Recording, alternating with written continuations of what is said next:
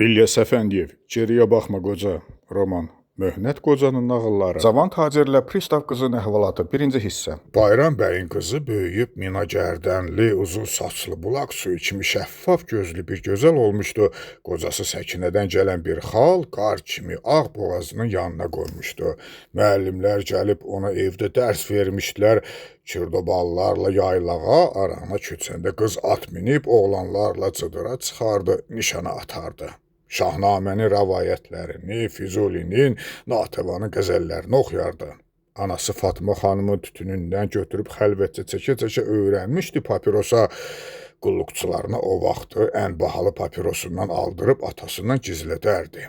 Anası Fatma xanım qızın papiros çəkdiyini bilirdi, amma bir söz demirdi. Çünki özü də elə bu yaşlarında anası xanımdan papiros çəkmək öyrənmişdi. Özü də anası xanım kimi əzazil deyildi, ürəyi yumşaq arvad idi. Bayram bəyin hər ay oğluna kifayət qədər pul göndərməsinə baxmayaraq, Fatma xanım da ərindən gizlin eyzən ona pul göndərərdi.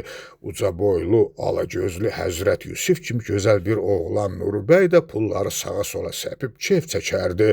Şuşa qalasının ermənilər yaşayan hissəsində olan klublarda səhərəcən qızlarla rəqs edərdi.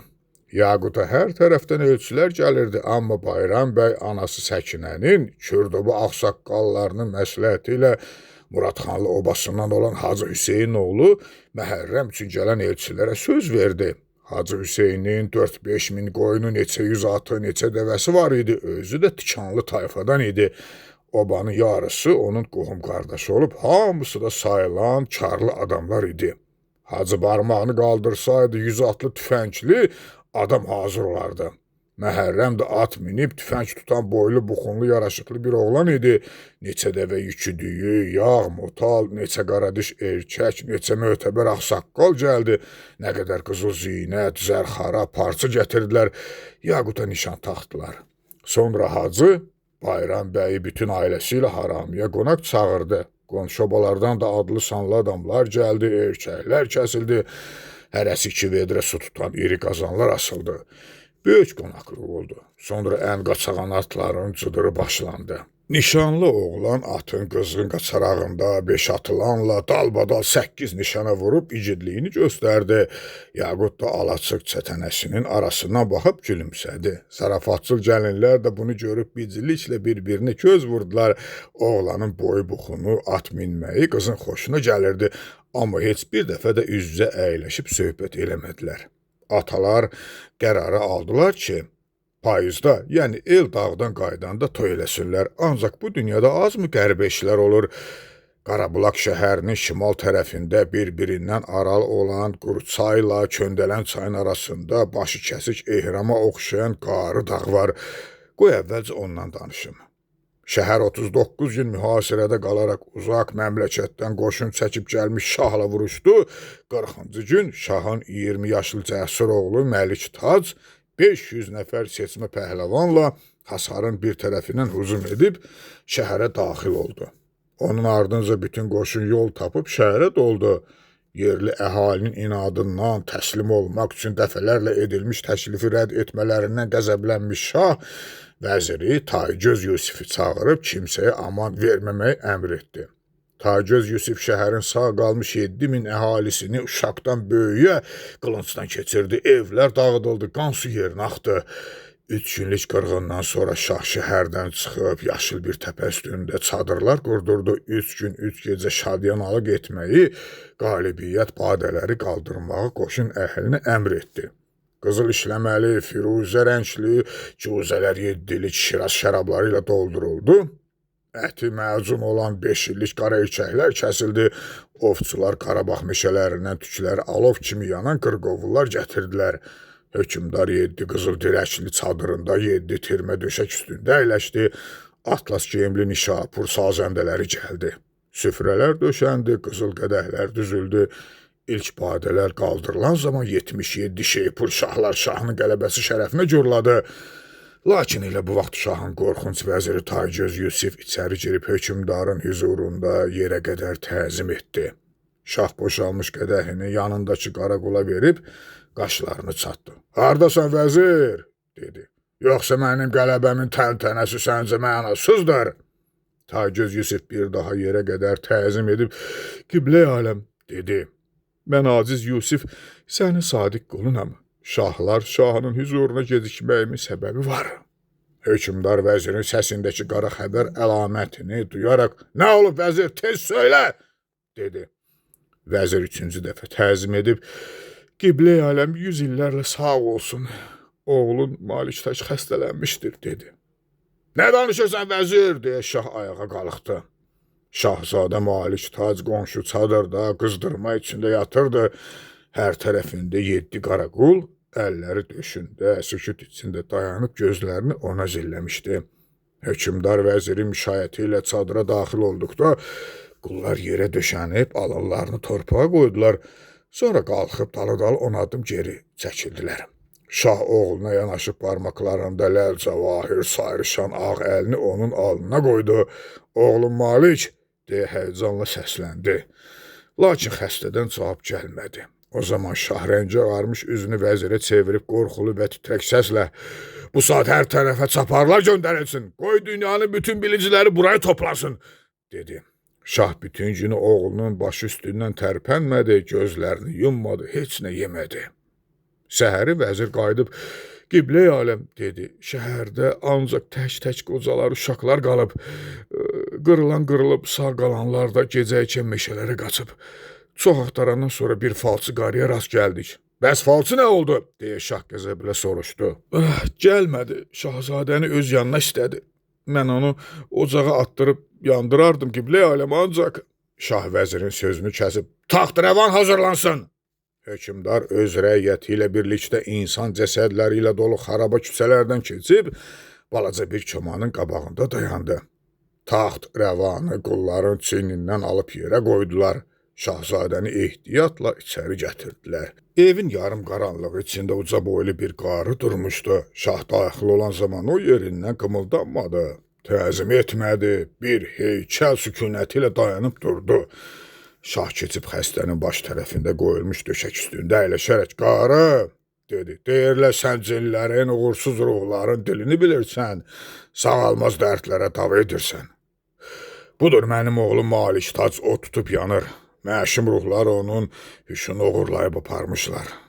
Səndən əlad istəyirəm, qarı, əgər onu sağaltsan, evinin dirəklərini qızıla tutturacağım, əgər xəyanət etsən, cəhənnəm kimi zəbanət çəkib yanacaqsan.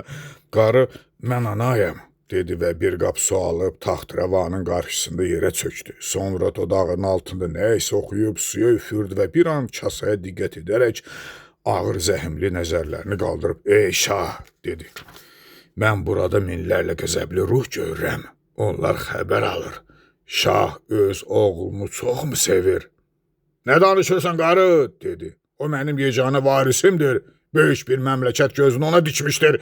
Mən 7 il dua edib 7000 qurban kəsəndən sonra böyük yaradan onu mənə əta etdi. O böyüdü. Kəyan mülkündə birinci pəhləvan oldu. Falçı təkrar suya baxıb, ağ saçlı bir qarı soruşur, şahzadənin anası varmı? Şah ah çəkib, var, qarı, dedi. Onun anası Xədicə Banu yer üzündəki arvadların ən xoşbəxtidir.